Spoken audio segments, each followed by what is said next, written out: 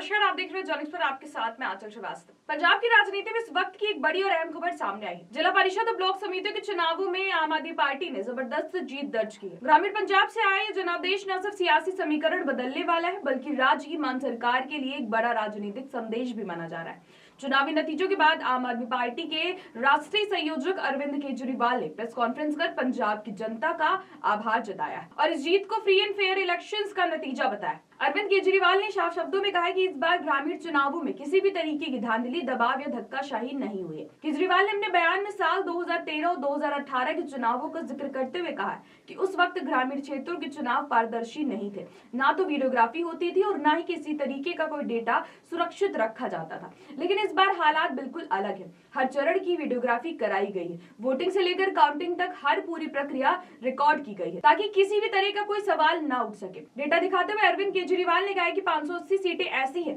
जो 100 से कम मार्जिन के वोट से जीती गई है। इनमें से 261 सीटों पर आम आदमी पार्टी ने जीत हासिल की है और 319 सीटें विपक्ष ने जीती हैं। अगर पिछली बार के चुनाव के जैसे इस बार भी धक्काशाही होती, अगर हमने मशीन का दुरुपयोग किया होता, तो विपक्ष की ये 319 सीटें हमारे पास होती। केजरीवाल का कहना है कि ये जीत इसलिए भी खास है क्योंकि ये चुनाव मान सरकार के 4 साल पूरे होने के बाद हुए हैं। आमतौर पर ऐसे समय में सरकार को एंटी इनकम्बेंसी का सामना करना पड़ता है, लेकिन पंजाब में इसके उलट तस्वीरें दिखी है। यहाँ एंटी इनकम्बेंसी नहीं बल्कि प्रो इनकम्बेंसी फैक्टर नजर आया। उन्होंने कहा कि ग्रामीण पंजाब के लोगों ने साफ संदेश दे दिया है कि वे भगवंत मान सरकार के कामकाज से संतुष्ट है। विकास, ईमानदार प्रशासन और भ्रष्टाचार के खिलाफ उठाए गए कदमों को जनता का समर्थन मिला है।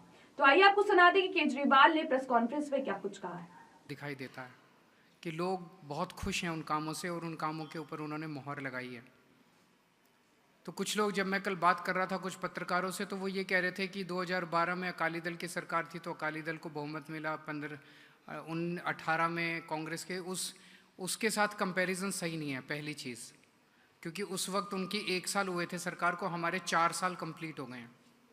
दूसरी चीज़, हम सब लोग जानते हैं कि 2013 और 2018 में जो ग्रामीण क्षेत्रों के चुनाव हुए थे वो पूरे के पूरे धक्काशाही से हुए थे।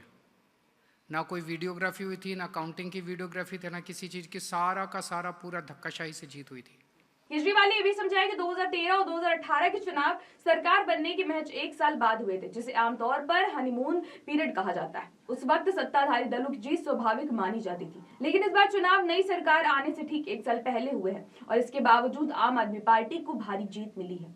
ये इस बात का संकेत है कि जनता सरकार के प्रदर्शन से खुश है। इस जीत के साथ आम आदमी पार्टी ने साफ कर दिया है कि पंजाब की राजनीति में उनका जनाधार लगातार मजबूत हो रहा है। अब देखना दिलचस्प होगा कि इस ग्रामीण जीत का असर आने वाले विधानसभा और लोकसभा चुनावों में किस तरह दिखाई देता है। फिलहाल इतना तय है कि पंजाब की सियासत में आम आदमी पार्टी ने अपनी मौजूदगी और मजबूती का बड़ा संदेश दिया है। तो ऐसी देश दुनिया की बड़ी खबरों पर नजर रखने के लिए अब जुड़े रहिए जर्नलिस्ट के साथ। नमस्कार।